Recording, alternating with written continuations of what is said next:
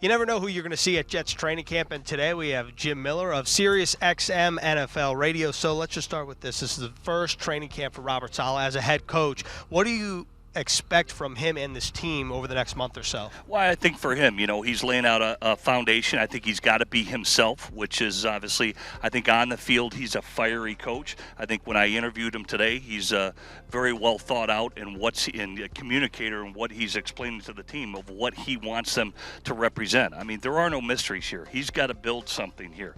And so there were a lot of moves made this offseason for them, not only in free agency, the moves they got, for guys on offense, especially the first, 4 picks of the draft. I mean, they basically used all their first and second round picks to acquire those offensive players and then attacked it in free agency. And also, you're dealing with stuff on the fly. It's unfortunate the passing of Greg Knapp. That was a veteran coach that was going to be working with this young quarterback in Zach Wilson. So I think maybe that's got to be considered. Maybe you bring in another presence, whether it's a veteran quarterback to bring along those young quarterbacks, or I know he's got other good coaches on staff like Calabrese and obviously LaFleur, but maybe you want to bring in another offensive mind as you try and get this thing started. What do you think about Zach Wilson as a player and Zach Wilson in this style of offense that Mike LaFleur will be implementing? Yeah, I like him. I do think if the Jets didn't take Wilson at 2, I think the 49ers would have taken him.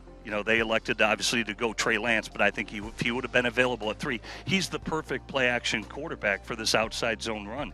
Very mobile and getting his bootlegs. I think out of the FBS, he was the number 1 guy in terms of his play-action passing.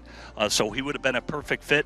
That obviously, when you look at Coach LaFleur coming over here, it's the same style of offense, so it's going to fit Zach Wilson very well, in my opinion. What do you make about this defense? You have a solid defensive line, especially in the interior with someone like Quinnen Williams. You add Carl Lawson in free agency. And then you have a young secondary with the exclusion of Marcus May and LaMarcus Joyner. Yeah, I think the front 7 are really good. I think the back 4, well, the safeties are pretty much decided, in my opinion. Obviously, you need Ashton Davis to get healthy, but you bring in the veteran in Joyner with Marcus May. You're good there. It's just unproven corners, in my opinion. I like Lawson. He had 33 pressures on quarterbacks last year. I know everybody's going to be like, he's not a double-digit sack guy. Maybe in this system he can be, because he can thrive a little bit better, and I think why he wanted to be a New York Jet.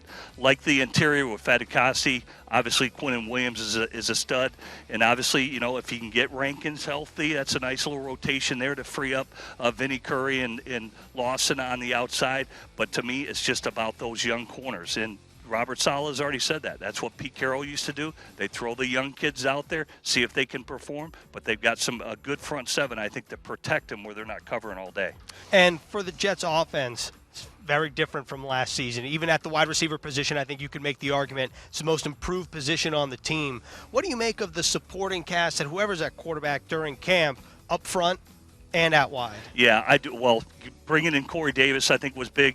Elijah Moore, to me, he looks like Antonio Brown. He plays like him. He just kind of slithers through the secondary. He's a big play. I liked him today out here at practice. Thought he made 2 really special plays.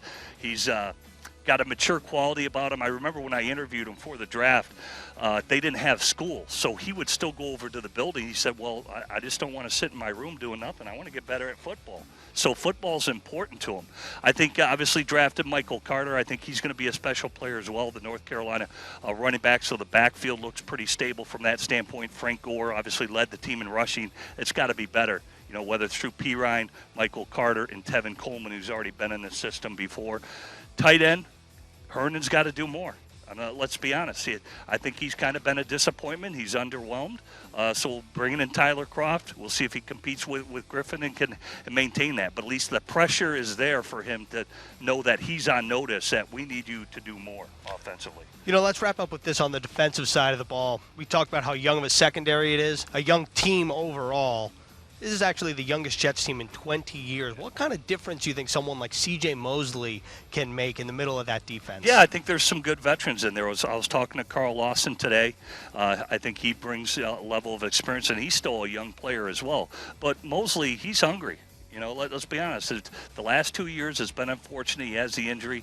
Then he has the opt-out. He's a great player. We know that from Baltimore. He's been to 4 Pro Bowls. He knows what it's like to get a team to postseason. So, yeah, I would definitely think that's a guy you're definitely going to lean on defensively that you can count on. Awesome. Jim, appreciate the time. Thank you. All right, you bet.